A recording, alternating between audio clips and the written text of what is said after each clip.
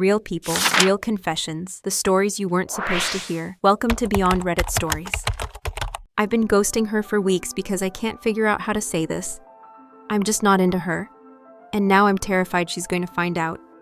What do you do when you know someone likes you but you don't feel the same? It started off harmless, just a casual conversation at a mutual friend's birthday party. She was funny, talked a lot, and seemed interested in every word I said, which was flattering.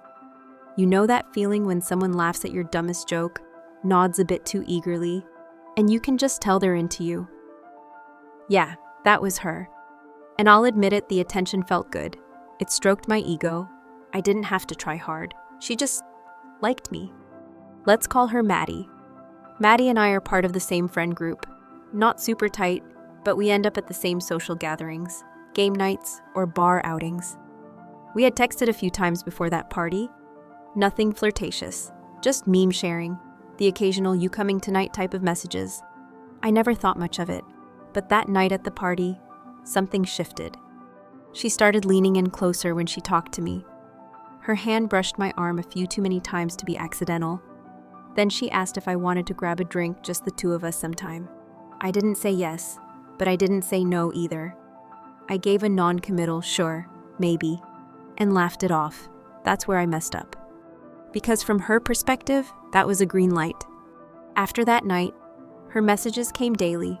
She'd ask how my day was, send selfies with funny filters, or share songs she thought I'd like. One time she even Uber Eats'd cookies to my apartment just because I mentioned I had a long day.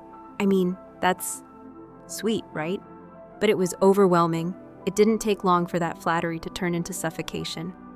I wasn't attracted to her, not in the "I want to date you" kind of way. And the more she reached out, the more I withdrew. Every message made me anxious. I started leaving her on read, replying hours later, hoping she'd get the hint. But she didn't, and now I feel like a jerk. The thing is, Maddie isn't a bad person. She's actually incredibly kind.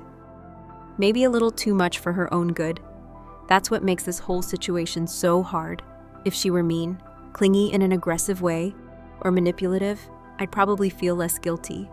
But she's genuine, and I feel like I'm walking a tightrope between honesty and cruelty.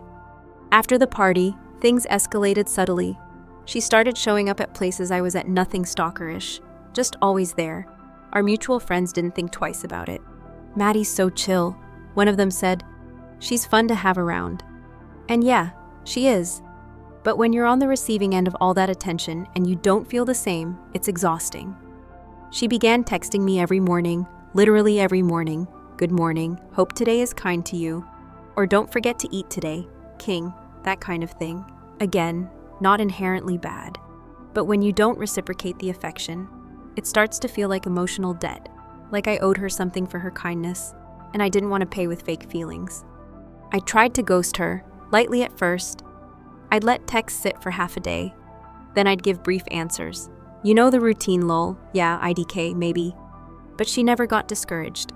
If anything, she doubled down. "You seem a little off lately." She texted one evening, "Everything okay?" I hope I didn't do anything wrong. That message hit hard. Because no, she hadn't done anything wrong. She just liked someone who didn't like her back. I didn't want to be cruel. I didn't want to say, "You're overwhelming, please stop texting me." That felt unnecessarily harsh. But doing nothing felt cowardly. Then she asked if I wanted to go to a concert with her. Not a casual, "Hey, we're all going." No, this was, "I bought us tickets to your favorite band. Thought it'd be fun to go together. Just us." That's when I panicked. What was I supposed to do? Say yes and give her hope, say no and risk crushing her? I ended up making up a lie, told her I'd already seen the band live and wasn't a big fan anymore. She replied with a "no worries, maybe next time." And I swear I could feel the disappointment through the phone.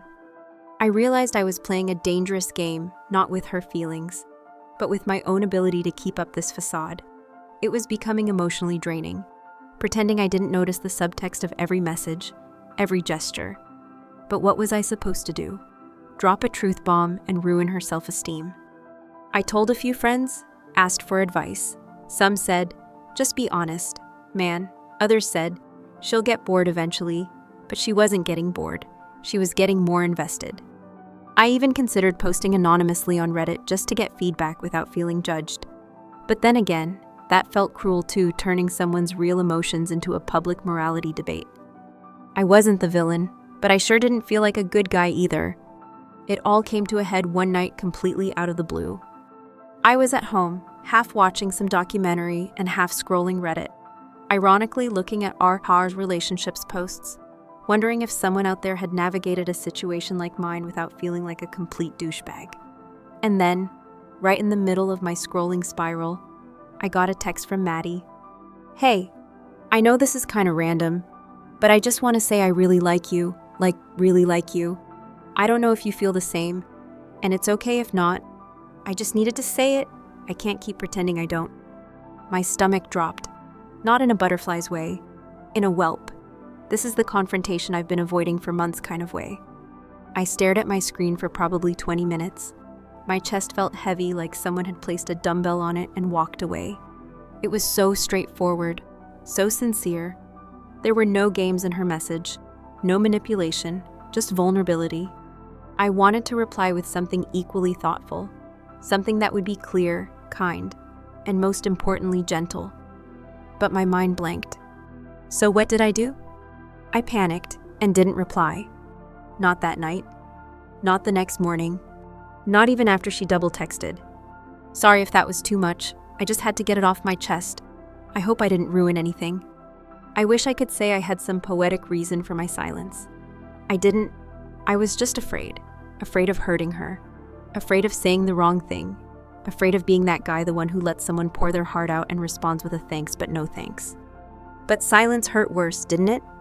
A few days later, I bumped into her at a friend's house.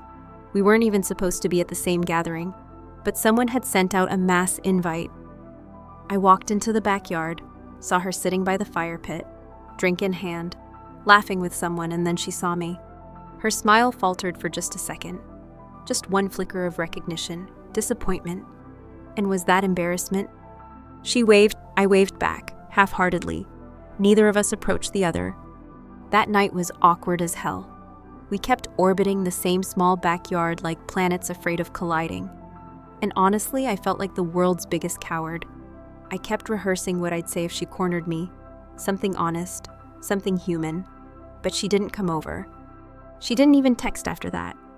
And then the real silence began. She stopped messaging altogether.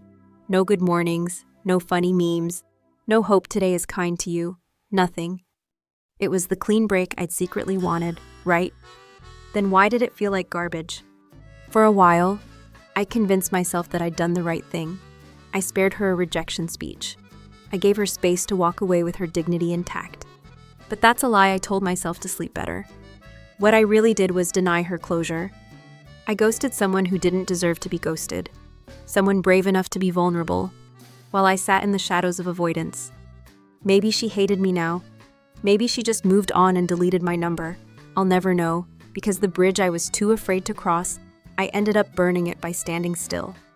Weeks passed. You'd think that once someone stops texting you, you'd start to forget them. But it was the opposite. Her silence echoed louder than all her words ever did. Every time my phone buzzed, I hoped it was her, and when it wasn't, which was always, I'd feel that dumb ache in my chest. And the worst part, I didn't even want to date her. I wasn't in love with Maddie, but I missed her. Or maybe I missed the version of myself I was when I was with her, the version that felt worthy of attention, admiration, even affection. Turns out, being wanted messes with your head. It flatters the ego. But once you're no longer the center of someone's little emotional universe, you start to feel hollow. I tried dating someone else, this girl from Hinge. She was cute, smart, had great taste in indie films. On paper, she was perfect. But on our second date, as we sat across from each other, I realized something mid-conversation. I was comparing everything she said to Maddie. Not in a Maddie was better way. Just, Maddie would have made a dumb joke here. Maddie would have ordered something ridiculous and made me try it. Maddie would have said something weird and caught me off guard in the best way. It was like my brain had carved out this Maddie-shaped dent, and now everything else just rattled around in it. I didn't call that Hinge girl again, not because she wasn't great, but because I knew I wasn't ready, emotionally.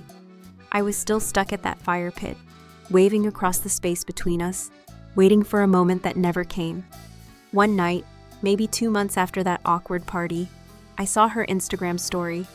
We weren't close friends anymore, so it was public, just a photo of her coffee, a quote over it that said, "Sometimes silence is the loudest goodbye."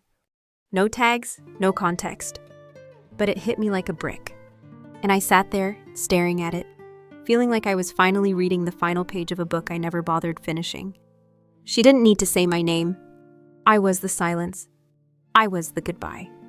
It was both brutal and fair. Looking back now, I realize something uncomfortable about myself. I like being liked. I like being needed. But the moment someone needs more honesty, more clarity, more emotional maturity, I freeze. I tell myself I'm protecting them from hurt, but maybe I'm just protecting myself from guilt. And the truth is, Maddie deserved better than silence. She deserved words even if they were hard. Maybe I was scared she'd cry. Maybe I was scared she'd be angry, but mostly, I think I was scared she'd be okay without me. And she was. She really was. And that was the humbling part. I never reached out to Maddie again. Not because I didn't want to.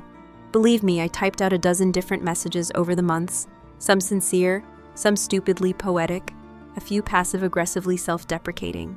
None of them ever got sent. Because really, what would I say?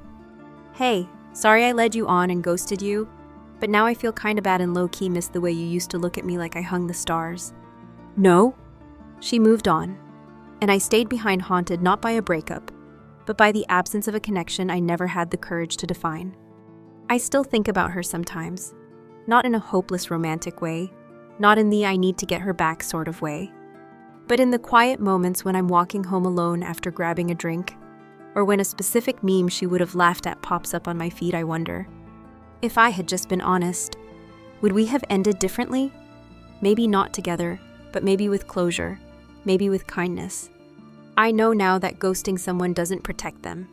It just dumps all your unresolved junk into their emotional inbox and walks away. And now I carry the unread message I never gave her every single day. I wonder if she thinks about me. I wonder if she hates me. I wonder if she even remembers. But maybe that's the price I pay for being the villain in someone else's softest story. Maybe we all get to be someone's regret once. Maybe that's fair. Or maybe that's just what it means to be human. If this story stirred something in you, whether you've been Maddie or you've been me, drop a comment. Tell me what you would have done. Don't forget to like, share, and subscribe if you want more real, raw stories just like this. Sometimes heartbreaking, sometimes funny, always honest. Let's keep these conversations going, because somewhere out there, someone else probably needs to hear this too.